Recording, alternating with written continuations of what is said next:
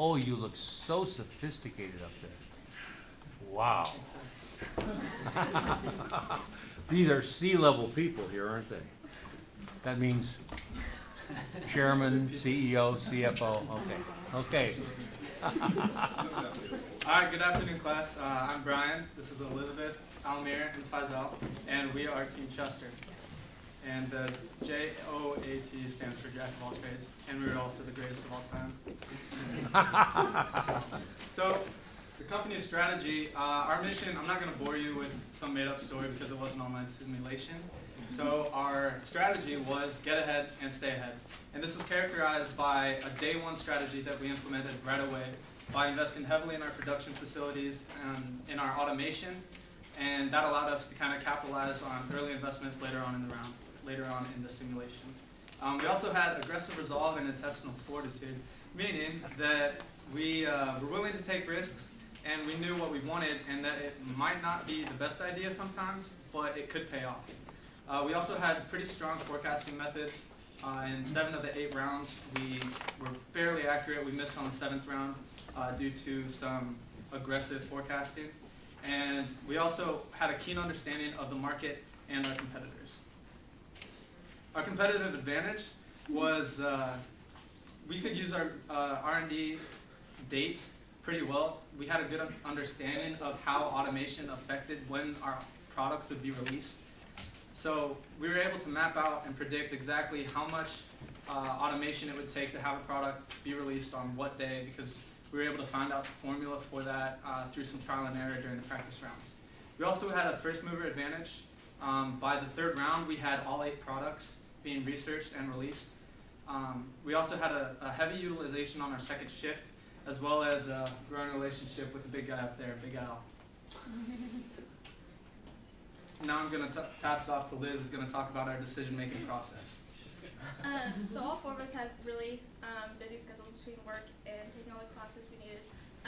But we did find time between Wednesdays and Thursdays several times that we could meet. If one of us was not available to meet, we were very flexible and just moved to the next time that we could meet. We never had, or when we met, we only had one person making the decisions and submitting them. We didn't want to have to take a chance of multiple people getting on and making decisions that weren't what we wanted. So we were all on the same page when we did those. So that's Brian. All right, so I'm going to go over our business model and how we selected our market segments. So like I touched on earlier, it was get ahead and stay ahead. So we had to release our products early. So we had all 8 products released by the 3rd round. We wanted to capitalize on that automation wherever it was possible, especially in the low end, because in the practice rounds we automated to 10, and that really paid dividends, or not literal dividends, but it paid back in the 4th round in that final practice round. So we also had 2 products in the size, performance, and traditional markets, and I'll go over that on the next slide. That'll show a graph on how we determined where we were going to go. And we decided not to go into the high end early on because from the practice rounds it looked like there was going to be some heavy competition there, and we thought we could kind of make better profits in the size and performance markets. So this graph, real quick before I change the slides, it's an illustration of the aggregate automation across all rounds. Chester, we came out early and we're the top line, and we invested heavily early on that automation, and we maintained that level of automation throughout all 8 rounds. So this is what we looked at before when we were deciding what markets we wanted to go into. It's a forecast of the potential revenue based on market growth for each round in each segment. And we saw pretty early that because of the volume in the traditional and low-end markets, it was going to be pretty lucrative if we could get going in there. But we didn't think it was realistic that we could enter the low end because of the age requirements. So we stuck it out and put 2 products in the traditional market. And like I said earlier, because of the competition in the practice rounds, we did not go into the high end and stuck it out with the size and performance markets because we did not feel that there would be too much competition in that area. Now I'm going to pass it off to Faisal. For the product evolution, the evolution of our products and development took a couple rounds to see our competitor strategies. After reviewing the competitors' products place, we used an early release strategy which was we released our products in December for following year's ideal spot by using spreadsheet mapping for ideal spots and R&D time-driven automation. By placing products step closer to the following year's ideal customer position, Chester Company maintained the strongest product position for the early months of each year. By the third year, a full product lineup of 8 products was under development marketing. Chester Company as the first in the industry to do so. And for the customer awarenesses,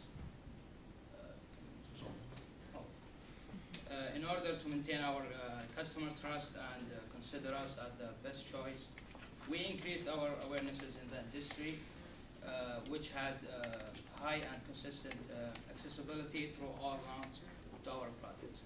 And we had high early spending on SG&A after Digby Company did in the practice rounds. And as you see in the chart, we were the first company to cut back on SG&A and property. And now I'm going to pass it to Amir. Next slide, we have some financial stuff on here. First is our beginning stock price, and then we have the ending. Our ending was 72.17, which is not quite as high as we wanted it to, because Brian mentioned earlier we had a growing relationship with Big Al. We kind of developed a friendship. We had to see him a couple times.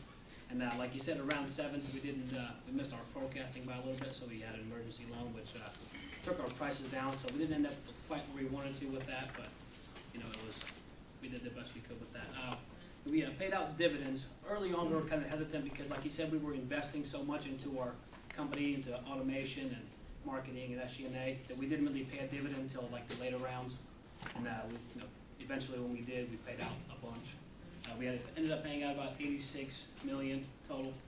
Our leverage, we had 1.3 as our low, 2.7 as our high. We had an average of 2.24. Leverage was a little bit tricky for us. We had to play around with that to make sure we're in the right place and make sure that we're getting all the points for it. So it took us a little bit to figure that out. And like we said, I kind of developed a friendship with Big Al. Had to see him a few times. Back to Faisal for. And for the forecasting methods, forecasting methods require an analysis of industry condition and trends and take into account past performance. So Chester compares the strength of products to the strength of the competitor products and arrived at expected sales for each product each year. The company forecasts product sales 2 years out to help manage its production facilities. And for the production, Chester Company was comfortable with the level of automation of its production facilities. The company increased its automation while the majority of planned investments resulted from the capacity increases. In running lane company, production facilities rely on strong second shift and accurate forecasting for up to 2 years out to manage its capacity investments.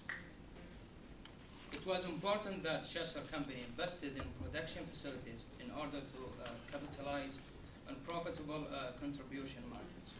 The company has succeeded in this area as it has maintained the highest amount of total automation across the industry.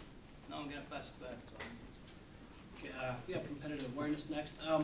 We did something different, we thought, for this. We took every company in our industry and we divided it up amongst ourselves, and we analyzed each one as far as like their capacity, automation, where they were spending their inventory.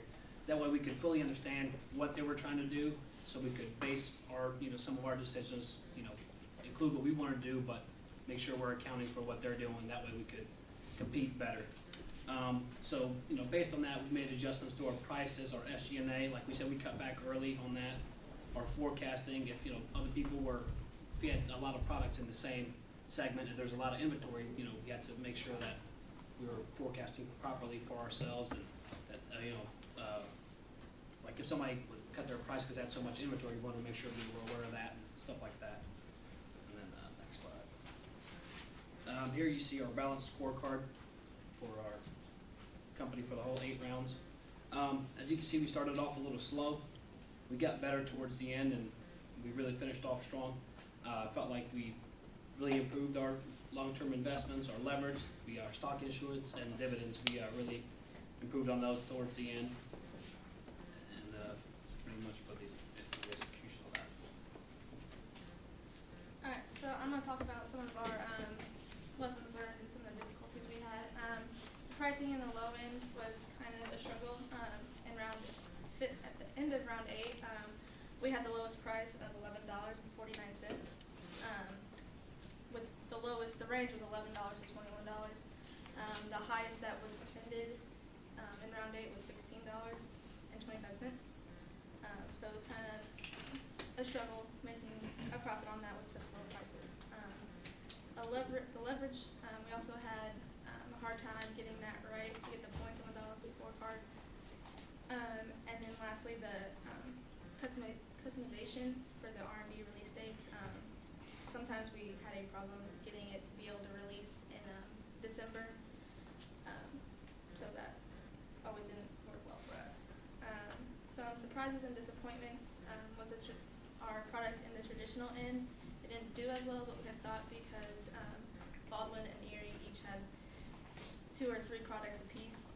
So with that, we didn't expect that as much, so we didn't do as well. And then like we talked about earlier, we got a round 7 emergency loan. $16 million of it was from leftover inventory, and then the $30 million was from our missed profits. Things we would do over is we would not have moved out of the high end in round 1. Like Brian talked about earlier, from the practice rounds, we just thought it was going to be more people in it than there were. So once we moved out and a couple other companies moved out, Ferris took over that. We did put a product back into it about round 5, but with Ferris already having most of the market share by that point, we didn't do as well. We also would not have moved our product, or would have moved our product out of traditional. Once Erie put in more products that we didn't expect, it was very crowded and pricing became very competitive. And then the last thing we probably would have done over is their success measures. For our marketing share or market cap, when we did those success measures, it was already pretty high. So we didn't think there was much room to go from there. And now Brian's going to finish it off with some takeaways. Alright, so the takeaways we have from this project, realistically, like Liz said, those 3 do-overs, we would probably do everything about the same, given what we knew. That's only our retrospective decisions, like if we would have known that Erie was going to go in there with so many products, then we might have moved out. But it's really necessary to plan for more than just 1 year ahead. And we saw that right away when we were doing our forecasting, that we needed to buy next year's capacity. And to do that, we had to forecast years out. So that was one of the biggest takeaway for sure. Also, know your competitors. And as Almir touched on, each of us was responsible for maintaining and understanding completely one company in the industry. And so that each of us would kind of debrief the others every time that we would meet on, hey, this is what Baldwin's doing, this is what Digby's doing, stuff like that.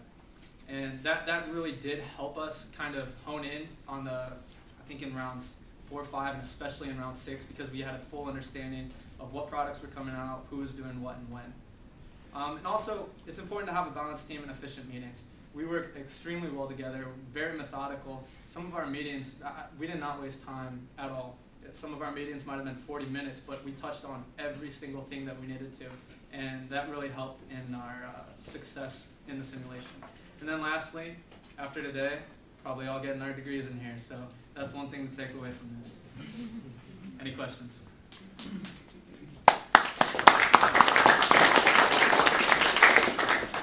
Well, you actually finished quite proudly. I think you ended up in the 90th percentile for all 3 finishes, so you did quite well, and gosh, almost came close to getting a trifecta. Yeah. Almost. Good.